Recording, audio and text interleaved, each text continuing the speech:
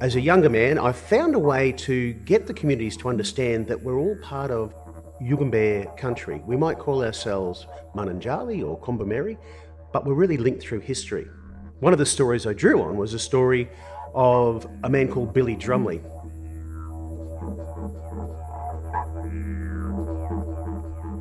He used to walk in the 1930s from Bedesert through the mountains, through the bush, to visit Patricia, my mum, and her family at Southport. That walk always inspired me as a young boy because I thought, wow, he would walk through beautiful country, he would have walked through Tamborine Mountain, and he would have arrived at this Aboriginal community of Southport, and he was regarded as a bit of a hero by the young people. So in 2005, I thought, why don't we retrace the steps that were taken by this Aboriginal leader back in the 1930s? I wanted to just get a sense of what he felt walking through traditional country.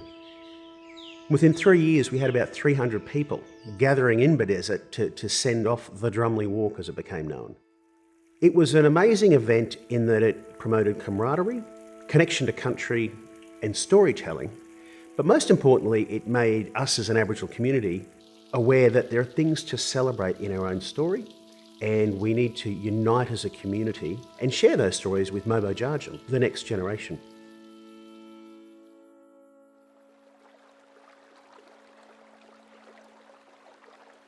We've come from my mother's generation where they were not allowed to speak the language. In fact, they were punished harshly for speaking language.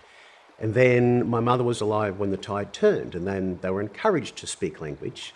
We are probably the first generation that are actively pursuing the revitalisation of the language. There were various word lists that had been done by academics and specifically linguists, and there was a lot of emphasis at the time on Bunjalung language. But we insisted all the time that Bunjalung was not our language. Had quite a lot of resistance from linguists because, as far as they were concerned, it was all the same language from the Logan River down as far as Grafton. And we said, no, we're not, we're different. Locals are following, or have been following, the linguists over the years, or not even the linguists, but what was written down for names. But if it went back to the old people who didn't bother to read word lists or anything, they would pronounce it in a different way, and those were the words that I would insist we listen to. To that extent, we have held on to quite a lot of the old pronunciations.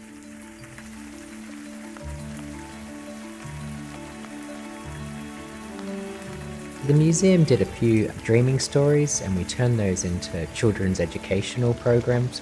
But now those same programs have been performed for government ministers down in Canberra. Part of it was just to bring about the stories that have all those unique words. Because what's interesting is there's no point teaching someone a word if they don't know how to use it or don't know when to use it. So by teaching them this story, that creates something a lot more meaningful than just rote memorizing word lists. So I talked to people over at Jandai and Yugrabul, Waka Waka, Cubby Cubby, and a lot of us in the southeast Queensland, we all have a really strong connection, especially through our history. And because of that, we all historically used to speak each other's languages. So when I'm done learning Yugambeh, I haven't decided yet. I think I'm going to go and learn some Yuggera, and I've kind of worked my way through bits of Cubby Cubby. There's so many little phrases that I've always loved in our language. There's one my nana's always said, which is Minyagu Poima Bannagal Balunga. And that literally means why worry when the river is so close.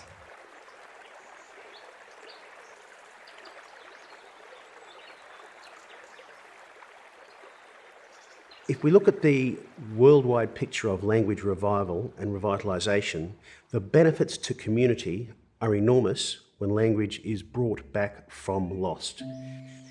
We have horrifying statistics confronting our community. Language is a way we can turn it around for the next generations.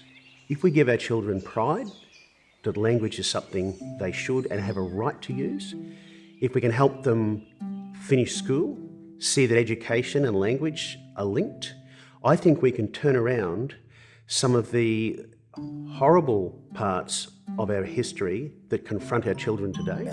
And that's what I would like us to focus on. We're doing this for the betterment of not just Aboriginal people, but all Australians. I live on Tambourine Mountain, which is in the centre of Yugambeh country.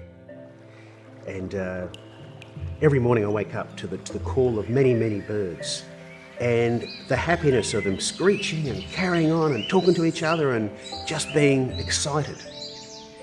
And the word I think of all the time, and it's a hopeful word for the future, is butai butai.